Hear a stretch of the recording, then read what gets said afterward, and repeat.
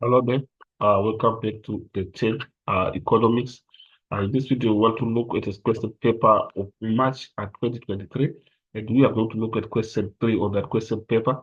So, our question 3.1 reads: answer the following questions, and on 3.1.1, name two career opportunities that are available to economists. So, obviously, our question is got 2 marks, but obviously, it requires you to raise 1 point. So, remember career opportunities that are available for economists is you can be a business person, you can be a business person, and you can also be, for example, you can be a financial advisor. So we have different careers that are listed here on the other section in terms of how an economist can be. So we have what you can be a politician by being an economist. You can also be a business person, or you can be a financial advisor. So those are the three responses that we have. And but one question we see that it requires uh two career opportunities. So obviously we pick two from the ones that we are given here, which is a politician, a business person, or financial advice. So basically, that's what we have. We go to the next part of the question. We say, what are the challenges faced by social scientists? What are the challenges faced by social scientists? And we know that a social scientist and they deal with human behavior, and that cannot be proven in laboratories. So basically, those are the problems the that social scientists face as they are going to deal with human behavior, and then we're saying this human behavior cannot be proven. So that becomes a challenge. So let's try to see in terms of the next one say that we have, as a section. Social science deals with human behavior that cannot be proven in laboratories. So this is the explanation that we have in terms of social science. Then we go to second point. It is difficult what people will do or how they will respond to different situations. So the relative behaviors that we have in human beings make it difficult for social scientists. So basically, that becomes a challenge. So this is the challenge that we have. Then we go to the next part of the question and try to see what we have. The next question that we have is 3.2. It reads, start the following extract and answer the questions that follow. So we are given an extract of the effects of floods in KwaZulu-Natal. It reads, after two consecutive quarters of positive growth, real gross domestic product decreased by 0.7% in the second quarter of 2020, that is Q2 2022. Then the devastating floods in KwaZulu-Natal contributed to the decline, weakening an already fragile economy. So next paragraph, the flooding had a negative impact on a number of industries, especially manufacturing, according to 2019 data. The damage to factories and plants and disruptions to logistics pulled manufacturing output down by 5.9%. Then the first part of the question, what is the percentage decrease of GDP in 2022? But we have it listed here, which is 0.7%, whereby saying real GDP decreased by 0.7%. So this becomes our answer on 3.2.1 and 3.2.2. According to the extract, what are the causes of negative growth in real GDP? So we try to see, but if you go to the second sentence, we say the devastating floods in KwaZulu-Natal contributed to the decline, weakening an already fragile economy. So basically, we are seeing that flooding is the cause. So this is a response that we have on 3.2.2. We go to the next part of the question, which is obviously our 3.2.3, which says briefly describe the term gross national product. But we know that gross national product represents the total value of goods and services that are being produced by permanent residents of a country, no matter their location. So we are saying permanent residents of South Africa, uh, even if they are located in Europe or whatever other countries of Africa, we are going to include it in the calculation of our gross national product. So basically, that's what we have. So we have that description, which we have here, which is saying our gross national product. This is a definition that we have, and market value of all final goods and services produced by permanent residents of the country for a specific period. Obviously, the specific period is usually annual, which is for 1 year. Then we go to the next part of the question. We say explain the effect of tax increase on prices. So obviously, tax increases, for example, I'll give you the example of value added tax.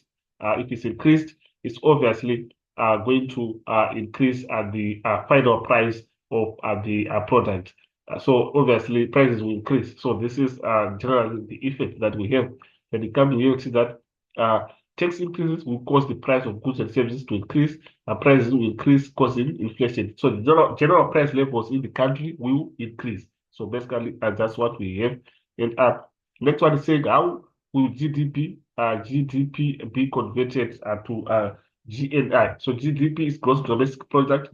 GNI is gross national income. So on gross national income, remember we are saying we are taking into account what is being produced by permanent residents of the country, even if they are producing outside the country. So basically, also on GDP, the other difference is that on GDP we are saying this is the market value of goods and services that are being produced inside the national boundary. So we are saying what is being produced in South Africa, and it will include uh, uh, foreigners that are also producing in South Africa. So basically, it's what is being produced domestically, no matter who is producing. But GNI, you are saying we only look at permanent residents of the country, no matter their location. So that's the difference that we have.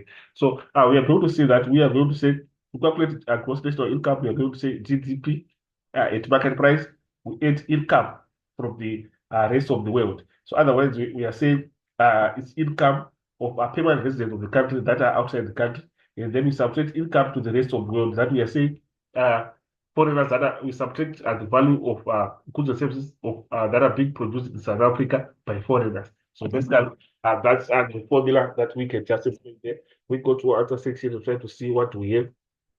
Yeah, we see that this is what we are saying, adding income from the rest of the world to GDP, and then we subtract income to the rest of the world from GDP. So this is just the breakdown in terms of how we going to calculate it. Say GDP at market price, we add income from the rest of the world, we subtract income from the rest of the world.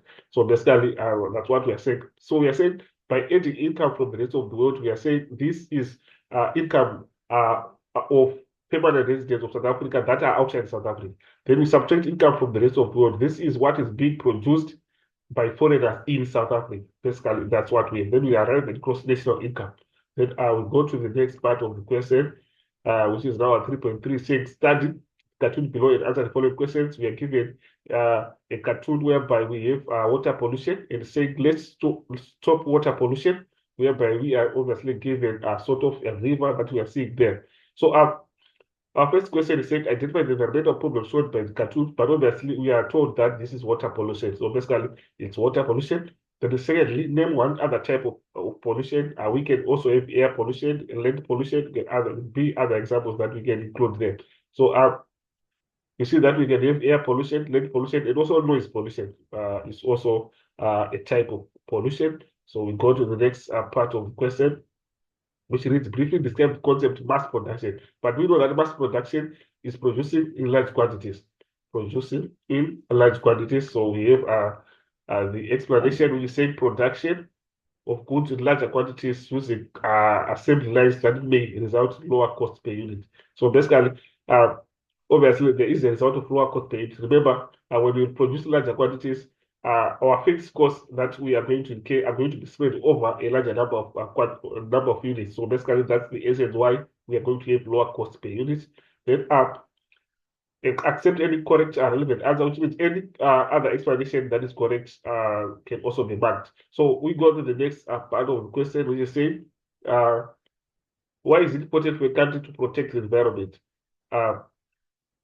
The importance of protecting the environment. So we have the points listed here. Environment provides people with natural resources that are used for production and consumption. And then it prevents extinction of natural resources that brings foreign exchange in the country. So extinction of foreign of natural resources, we are saying by protecting the environment, we are making sure that the resources that we have do not run out. We remain with them. So that's the essence of prevention of extinction of natural resources, so that we don't run out of our resources. So if you don't protect the environment, it means that these resources will run out. The last point, provide people with a healthy living environment without any form of pollution. So through protecting our environment, we are going to prevent the negative effects of pollution. So basically, that's what we have. And we go to 3.3.5. How can government intervene to solve environmental problems. Obviously, we discourage acts that are going to maybe pollute the environment. We can set some laws so that we prevent some activities that are going to damage the environment. That can be one of them. The government can uh, impose some laws, and also we have other environmental friendly activities that we can also engage in. So we try to see in terms of our other section what explanations do we have in terms of that. First one is saying by charging green tax on the production of goods and services which pollute the environment. So we charge the taxes on the production of goods and services which pollute the environment. In that way, we are protecting the environment. The next one, by enforcing government regulations and laws to reduce pollution. So obviously, we have to put some regulations that are going to protect the environment. Then next, government must give subsidies to companies that use environmental friendly methods. So by giving subsidies, we are promoting the use of environmental friendly methods so that we protect the environment. Then use measures and initiatives that are preferred around the world to reduce pollution, and then by developing cleaner and safer technology, which has fewer waste products. So those are some of the points that we can include.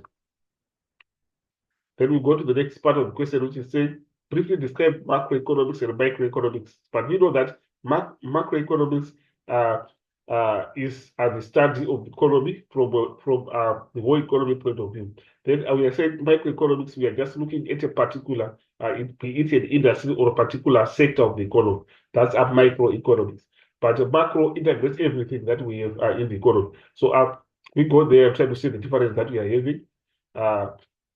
First point is saying macroeconomics is the study of economy as a whole, and then micro, and the study deals with the small section of the economy. So this becomes difference that we can also deduce. The second point on macro, the focus is on the problems country. The focus is on the problems country,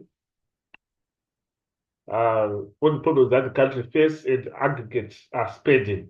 So this is what we have in terms of macroeconomics. And then lastly, the state makes decisions for the country in totality. So from a macroeconomic approach, we are saying it's a whole economy approach. So in this case, in terms of decision making, it's being made, it's a decision that are being made to the whole economy. Then we go to microeconomics. Individual businesses and consumers make small scale decisions. So the decisions are small scale, they are based on particular sections of the economy, sectors, or particular industries. So basically, that's what we have. The last point, the focus is on individual consumer behavior and how to increase profits. So we are seeing that under micro, we have the element of individual and small. But from the macro, it will be the whole point of view. Then we go to the last part of the question, which says, how can business cycles impact on economically vulnerable So economically vulnerable groups are the disadvantaged groups. So obviously, we are going to analyze this question in terms of business cycles. Or do we know that business cycles, we can have upswings and we can also have downswings. So you can just try to see how can the business cycles impact when there is an upswing, and how can the business cycles impact when there is a downswing. So we can start by an upswing. So we see that upswing are described by the two phases, whereby we put the recovery and the prosperity phases.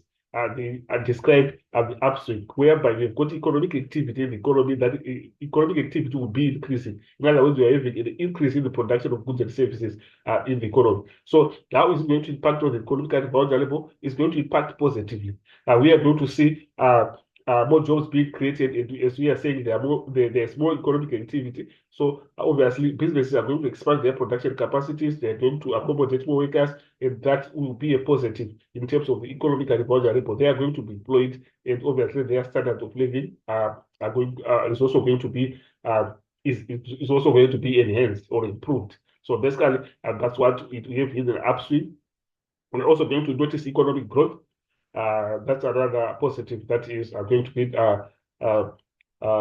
deduced from the upstream, which is also going to enhance the healthy lifestyle of the citizens of the country. So it will be a positive in the from the economically vulnerable group's point of view. So we go to a downswing. A downswing is not the opposite. That's why we're having a decrease in the production of goods and services. In other words, we're having a decrease in economic activity. So in that sense, now we are going to see that we are going to see contraction in the production capacities of businesses, and more less workers are going to be accommodated by those businesses, and it's a disadvantage to the economically vulnerable. And also, we are going to see that money that is spent on the social services and welfare grants is also going to be reduced under a downstream. Because under a downstream, we are saying less economic activity, and it's also going to be less profits being made by businesses. So in that sense, the government is going to tax on less profits or less income,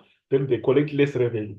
So they will have less money to issue out as social services and welfare grants. So basically, it will be a disadvantage to economically vulnerable groups. So the opposite is true in the upstream, whereby we are saying we are going to have more revenue being collected by the government through taxation. And remember, through redistribution of income, they are going to issue welfare grants, less welfare grants. So basically, uh, we are saying in the upstream, more revenue being collected, so more money is also going to be available to be issued out as welfare grants. So basically, that's the scenario that we have in terms of upstreams and downstreams.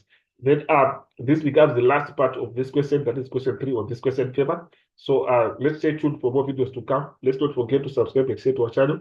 Let's share the link to our colleagues who are doing grade 10 economics. As for this video, I'm signing out. Let's meet again in the next video.